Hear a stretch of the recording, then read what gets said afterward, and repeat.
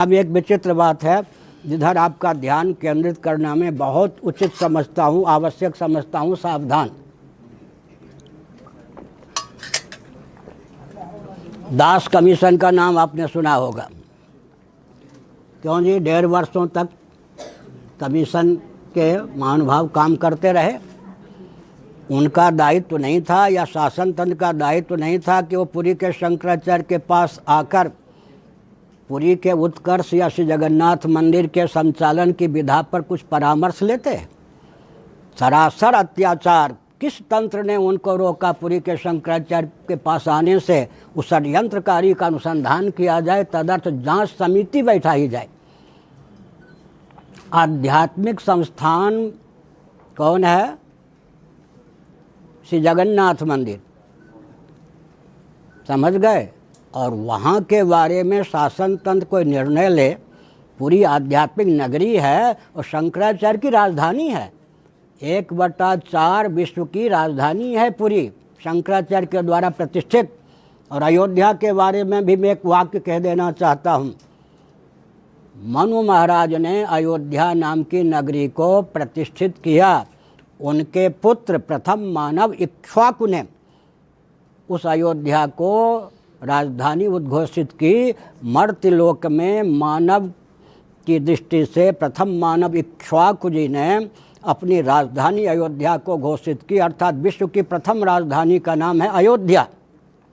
और विश्व के 1/4 विश्व की राजधानी का नाम है जगन्नाथपुरी। वहाँ के शंकराचार्य से दास महोदय ने पूछना क्यों नहीं उचित समझा? किसने उन पर प्रतिबंध लगाया? इस पे जांच कमीशन बैठनी चाहिए। मैं एक संकेत करना उचित समझता हूँ। सुप्रीम कोर्ट में शासन तंत्र ने अपने अधिवक्ताओं के माध्यम से क्या संदेश दिया? हम मनमाना कुछ नहीं कर रहे। दास कमीशन की रिपोर्ट है कि पुरी को प्रशस्त करने के लिए ये सब कदम उठाया जाए। इसके आधार पर माननीय उच्चतम न्यायालय ने स्वीकृति दे दी। लेकिन मैं एक प्रश्न चिन्ह उपस्थापित करता हूँ, जब दास कमीशन के मुख्य महानुभाव जो भी रहे हों, दास जी, उन्होंने आध्यात्मिक क्षेत्र के विश्व के मान्य न्यायाधीश आचार्य शंकराचार्य, और जो पूरी उनकी राजधानी है, हमारे आपको मालूम है न्यायपीठ है, मुक्ति मंडप मुक्ति संस्थान, वहाँ के हम न्यायाधीश होते हैं।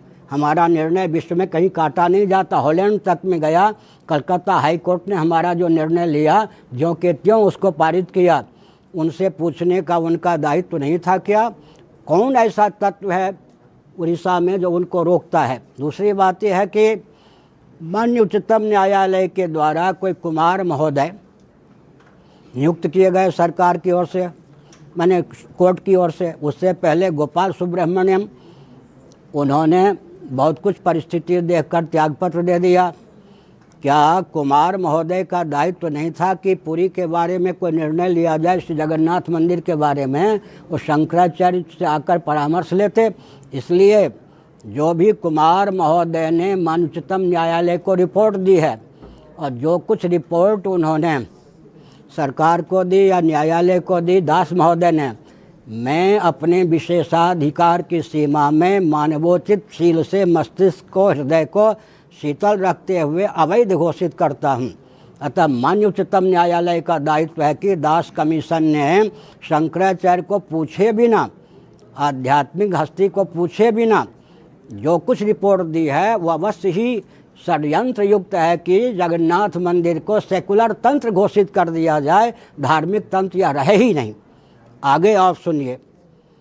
कोई लक्ष्मण पंडा हुए हैं, समझ गए, जिनके आधार पर आजकल, जिनकी लिपि के आधार पर आजकल श्री जगन्नाथ मंदिर का संचालन होता है।